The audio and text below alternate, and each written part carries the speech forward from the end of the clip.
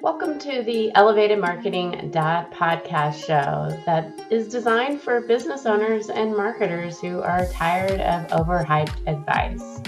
We talk through what we're testing, we challenge assumptions, and we share what's really happening in the world of marketing, which is messy, creative, and always evolving. Welcome to the show.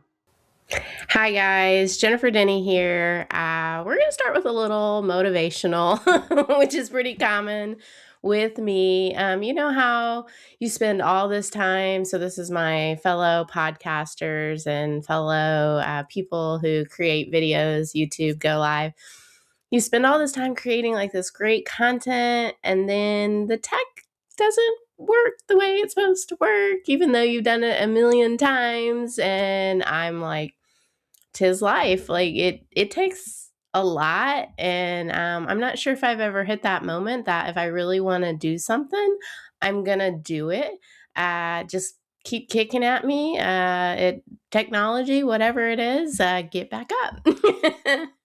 So today I want to talk about how search and social go together. And per normal shows, I have my notes and what I want to talk about. And this will become a long form blog post that goes on LinkedIn as well as on our website. And, just because I am a good marketer, or at least I like to think I am, it will go on our email as well. So make sure you subscribe to our email at elevatedmarketing.solutions. So for everybody new, Jennifer Denny. I do own elevatedmarketing solutions.com. Solutions. I said that for a reason because I have somebody that wants to sell me the .com. So sidebar, I don't need the .com. I've proven with a .solutions that I can in fact rank and show and have a brand, and I don't think people understand how important that is. So definitely more important with AI, which is another topic that we're talking about, how search and social go together. And I'm going to tie in some AI, but let's start with human behavior. So, human behavior, buying a product or service, they have questions. This isn't anything new that I haven't talked about before. And your business has the answer to those questions. So, let's start this conversation rooted in that and then tie it back to where everybody is hanging out, which is social media. And they're not hanging out in search. They're not there all the time. What you're possibly seeing or hearing from salespeople or customer service that's answering the phone is cold open, they already decided moment. So, they like already, it's not cold anymore. They get to you, they pick up the phone, they talk to the sales rep, and they've already made decisions, and that is happening inside of other platforms. And today, particularly, we're going to talk about how that's happening inside of social. So, what people are actually doing is they're typing real questions into platform search bars. Stop. Search bars with social media. Boy, wouldn't the social media platforms really like to be the new search or be part of the search? And with the stats, they actually already are, and people are already spending time there. They don't want to open something else. And I feel like this is a play that is not getting enough attention, and it could be an area where it shifts even more if we're already spending our time and we like to be there. Isn't it kind of annoying to open up another tab and go to another place if we're already like wanting to talk to humans? And we really do. And that's happening on social media. So that's kind of the psychology part of it. So Basically, search and social, typing those questions into the platform, they're hunting for opinions, proof, outcomes, red flags, what's this really like? And they're wanting to ask their peers. This isn't new. People have always wanted to know what their peers think.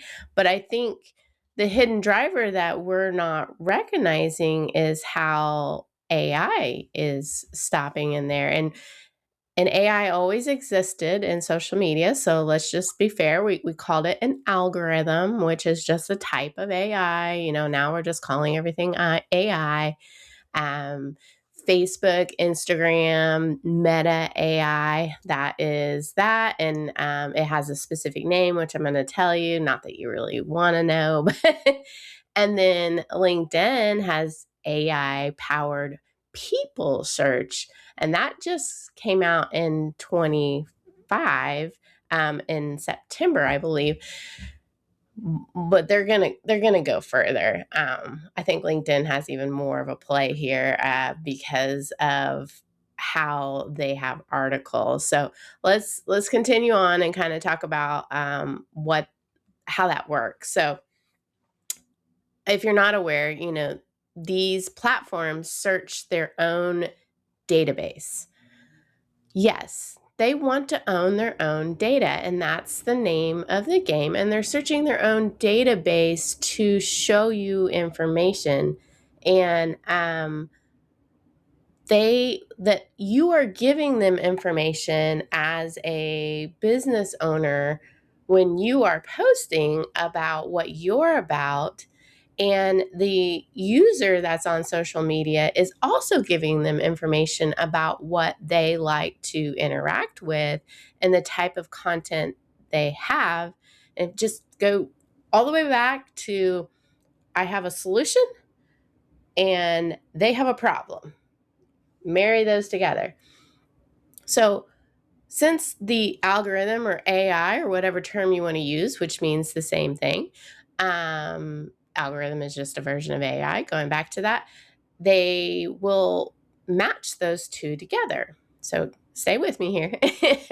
LinkedIn is also, has their search capabilities, but some of us are putting out articles and putting out newsletters, which if you're not subscribed, certainly subscribe. We have 45,000 plus subscribers, and that same content's going on our website as it is over here.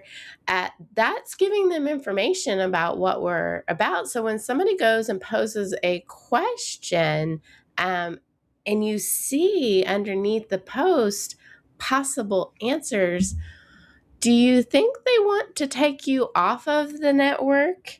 Or do you think they want to keep you on the network and point you to a particular post that answers your question? I bet you already know the answer to that question. They want to keep you on there so that they can sell more ads. It all makes sense. And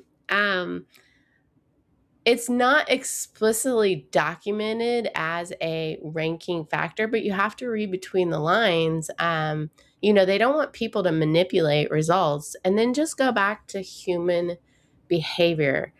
People have questions, you have answers.